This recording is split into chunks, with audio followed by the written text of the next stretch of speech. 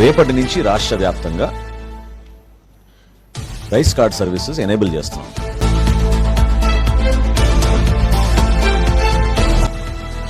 Rice card కోసం దరఖాస్తు చేసుకోవచ్చు. అందరికీ నమస్తే అండి. Welcome to our channel.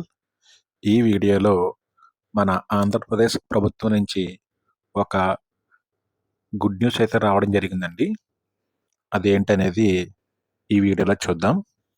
మొదటిసారి నా వీడియో ఎవరైనా కొత్త వాళ్ళు చూసినట్లయితే లైక్ చేయండి, షేర్ చేయండి, సబ్స్క్రైబ్ చేయండి.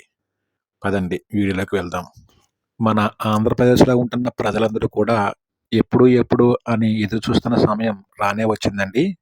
అదేనండి, ఎవరన్నా కొత్తగా రేషన్ కార్డు పెట్టాలనుకున్నా, అదేవిధంగా ఆల్రెడీ రేషన్ కార్డు కలిగి ఉండి అందులో ఎవరన్నా మెంబర్స్ని యాడ్ చేయాలనుకున్నా, లేదా అందులో మెంబర్స్ని డిలీట్ చేయాలనుకున్నా, లేదా అడ్రస్ మార్చాలనుకున్నా సరే రేపటి నుంచి ఆ సేవలు అనేది ప్రారంభిస్తున్నారండి. ఇప్పుడే మన రాష్ట్ర మంత్రివర్యులు నాదెళ్ల మనోహర్ గారు ప్రెస్ మీట్ పెట్టి రేషన్ కార్డు దరఖాస్తు కొరకు ఏ విధంగా అప్లై చేయాలనేది వివరించడం జరిగింది. అది వీడియో రూపంలో చూద్దాం. పదండి. నమస్కారం అండి. రాష్ట్ర వ్యాప్తంగా చాలా రోజుల నుంచి అనేక మంది యువత, అదేవిధంగా పౌరులందరూ కూడా ఎదురు చూస్తుంది కొత్త రైస్ కార్డు గురించి, రైస్ కార్డ్ సర్వీసెస్ గురించి. దీని వెనక జాప్యం ఎందుకు ఇంత జరిగిందనే దానిపైన ముందు వివరణిస్తాను. గత సంవత్సరం ఎన్నికల ముందు ఎలక్షన్ కమిషన్ ఉత్తర్వుల మేరకు కొత్త రైస్ కార్డ్స్ కానివ్వండి, ఈ సర్వీసెస్ ఏవైతే ఎనేబుల్ చేస్తామో గ్రామ సచివాలయం, వార్డు సచివాలయంలో వాటన్నింటినీ కూడా మార్చిలో నిలిపివేయడం జరిగింది. దాని తర్వాత గౌరవ సుప్రీంకోర్టు గారి ఆదేశాల మేరకు ఖచ్చితంగా ఈకేవైసీ జరగాలి కార్డుదారులది అనే అంశం పైన దేశవ్యాప్తంగా కూడా అనేక రాష్ట్రాల్లో ఈ కార్యక్రమం చేపట్టినప్పటి నుంచి కూడా ఆంధ్రప్రదేశ్లో ఎవరు ఊహించని విధంగా మనం చాలా ముందడుగు వేసి ఈకేవైసీ నమోదయ్యే విధంగా అందరినీ మేము ప్రోత్సహిస్తూ పౌరులను ఇబ్బంది పెట్టకుండా, గతంలో సచివాలయాలకు వెళ్ళాల్సిన పరిస్థితి రాకుండా, అవసరమైతే మా ఈపాస్ మెషిన్లు ఏవైతే రేషన్ అప్పుడు తీసుకుంటారో మీరు మెషిన్స్ ఉంటాయో వాటి ద్వారానే మీరు ఆ మార్పు తీసుకురావచ్చు అనే ఒక వెసులుబాటు కూడా కల్పించి 94.4% మేము ఈకేవైసీ పూర్తి చేయగలిగాం. అంటే ఈరోజు 1,46,21,223 రైస్ కార్డ్స్ ఉన్నాయి మన రాష్ట్రంలో.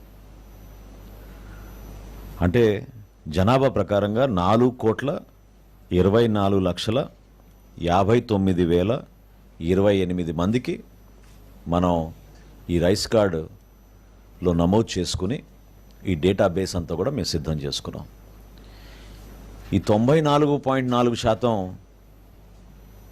పూర్తయిన సందర్భంలో గౌరవ సుప్రీంకోర్టు గారి ఆదేశాల మేరకు 5 సంవత్సరాలు లోబడి ఉన్న పిల్లలకు, 80 సంవత్సరాలు దాటిన వృద్ధులకు ఈకేవైసీ నమోదు అవసరం లేదన్నప్పుడు మేము ఈ ప్రక్రియలో భాగంగా రాష్ట్ర వ్యాప్తంగా 6,45,767 మందికి దీని నుంచి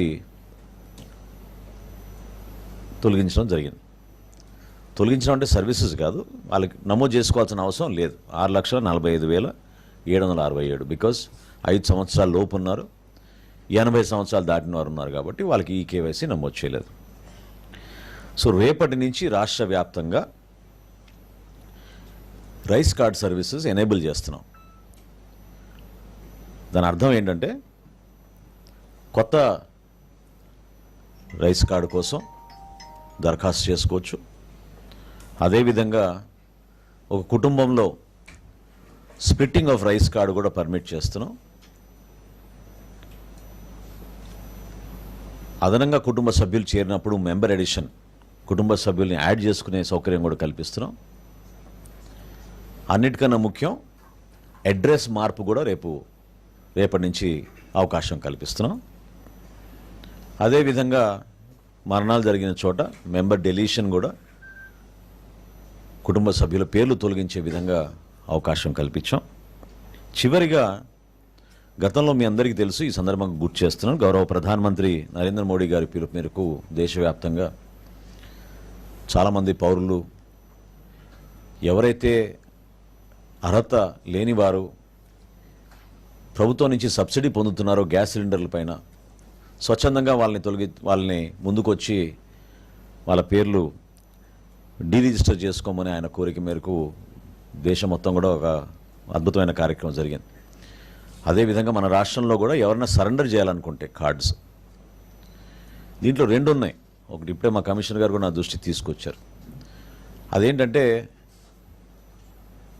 భారతదేశంలో సౌత్ ఇండియాలో ఎక్కువగా మనం బియ్యం కన్జంప్షన్ ఉంటుంది కాబట్టి ఒకవేళ వాళ్ళు మైగ్రేట్ అయ్యి ఇతర రాష్ట్రాలకు వెళితే అక్కడ బియ్యం బదులు వాళ్ళు గోధుమ తీసుకునే అవకాశం ఎక్కువ ఉంటుంది.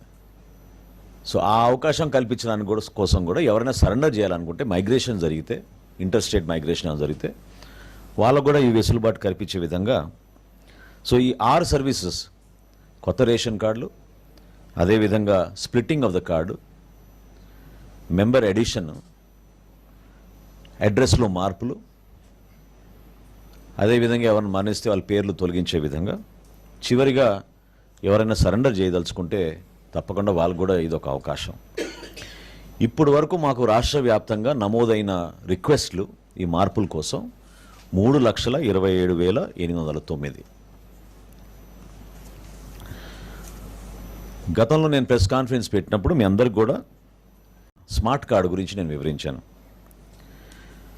అయితే కొంతమందికి పూర్తిగా దాని గురించి సమాచారం రాలేదు కాబట్టి కొన్ని అపోహాలు, ఇది నిజంగానే మిగతా డీటెయిల్స్ ఉన్నాయా లేవా అనే విషయం ప్రస్తావించారు.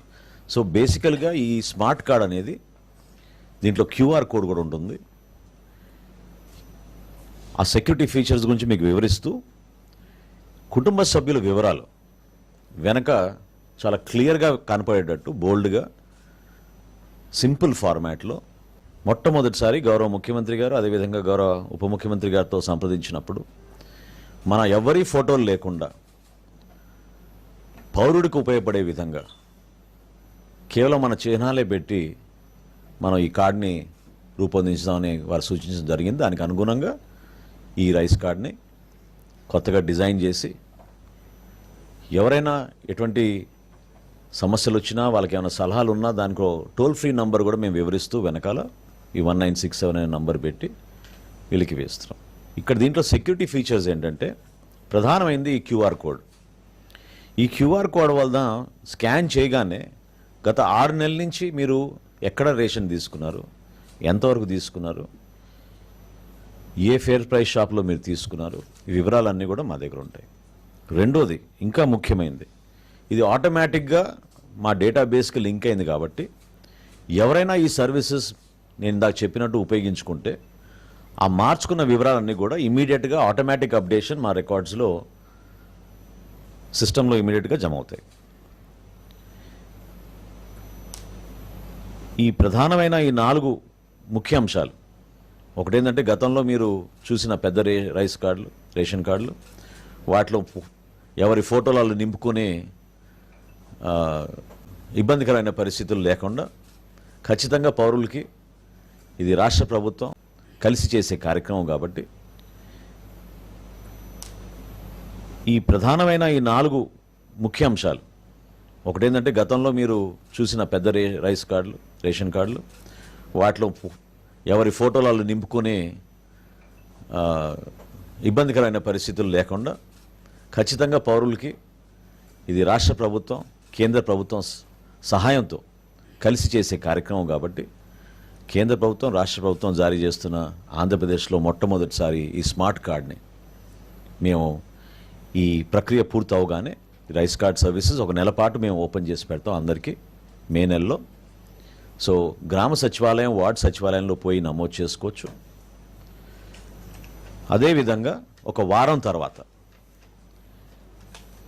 రేపటి నుంచేమో, రేపు ఉదయం నుంచే గ్రామ సచివాలయం, వార్డు సచివాలయానికి వెళ్ళి ఈ కార్డు గురించి వివరాలు చెక్ చేసుకుని కొత్తవి ఏమైనా ఉంటే వివరాలు మీరు నమోదు చేసుకోవచ్చు. వచ్చే వారం నుంచి ఏ విధంగా రాష్ట్ర వ్యాప్తంగా ఒక మార్పు తీసుకొస్తున్నాం పరిపాలనలో స్మార్ట్ గవర్నెన్స్ ద్వారా, వాట్సాప్ ద్వారానే ఈ సర్వీసెస్ ఎనేబుల్ చేస్తున్నాం. సో పౌరులందరికీ కూడా ఈ వెసులుబాటు కల్పించి రాష్ట్ర వ్యాప్తంగా గతంలో మాకున్న సమాచారం మేరకు సుమారు 4,24,59,028 మందికి ఈ కొత్త కార్డ్స్ మేము జమ చేసేటట్టు వాళ్ళకి అందించేటట్టు ఒక అద్భుతమైన కార్యక్రమం జూన్ మాసంలో చేపట్టబోతున్నాం.